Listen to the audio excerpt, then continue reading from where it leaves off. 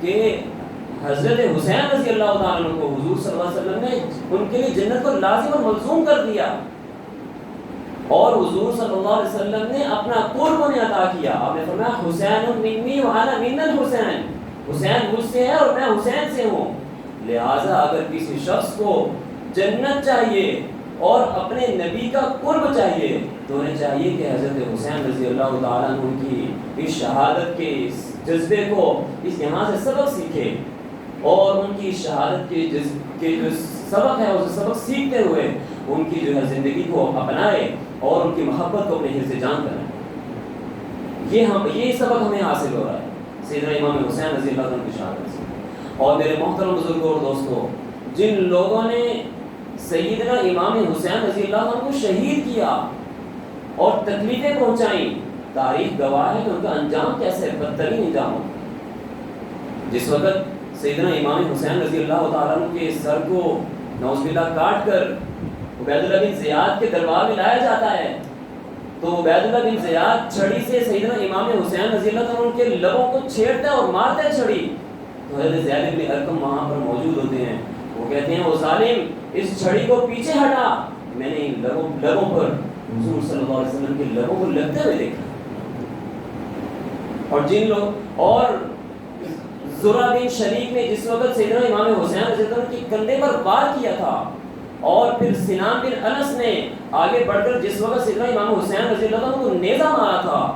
اور شمر بن ذل جوشن نے آگے بڑھ کر سیدنا امام حسین رضی اللہ عنہ کی گردن کو کاٹا تھا. میرے محترم بزرگوں اور دوستوں، تاریخ دہراتی ہے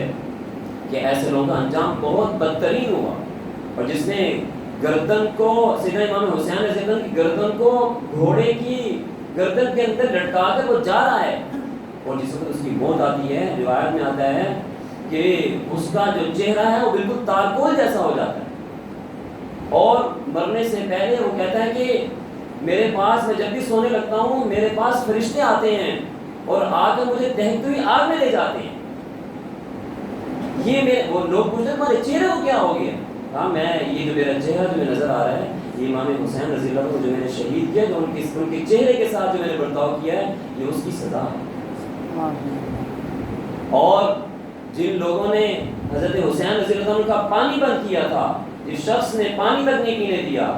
اس کے بارے میں آتا ہے وہ پانی اپنی زندگی کے اندر بار بار پیتا ہے، اس کی پیاس نہیں بجھتی، حتیٰ کہ اس کا مرتے وقت پیٹ پھٹتا ہے اور اسی سے وہ بردار ہو جاتا ہے. یہ ہمیں سبق مل رہا ہے کہ جو لوگ، یہ تو تھے صحابہ کرام، اسی طرح جو لوگ اللہ والوں کو ستاتے ہیں، علماء کو ستاتے ہیں، اولیاء اللہ کو ستاتے ہیں، ان کو تکلیفیں پہنچاتے ہیں، دنیا کے اندر ان کا انجام بھی ایسا ہے. میرے محترم بزرگوں اور دوستوں، آپ حضرات نے یہ جملہ کئی بار سنا ہے اور لوگوں کی زبانوں سے آپ سنتے رہتے ہیں کہ شہید کا خون جس جگہ پر گرتا ہے وہ جگہ اس کی کل قیامت کے دن وہ جگہ اس کی شہادت کی گواہی دے. تو کسی شہید کی شہادت کی گواہی وہ اسلامی سرحدیں دیں گی، کسی شہید کی شہادت کی گواہی وہ کشمیر کی سرزمین دے گی، کسی شہید کی شہادت کی گواہی وہ بدر اور احد کی سرزمین دے گی، تو کسی شہید کی شہادت کی گواہی مصلی رسول جس پر عمر رضی اللہ عنہ کو شہید کیا مصلی رسول دے گا. کسی شہید کی شہادت کی گواہی قرآن کے اوراق کے جس پر سیدنا عثمان رضی اللہ عنہ کا خون بہا قرآن کے اوراق دیں گے. تو کسی شہید کی شہادت کی گواہی کربلا کی سرزمین دے گی جس پر امام حسین رضی اللہ عنہ کا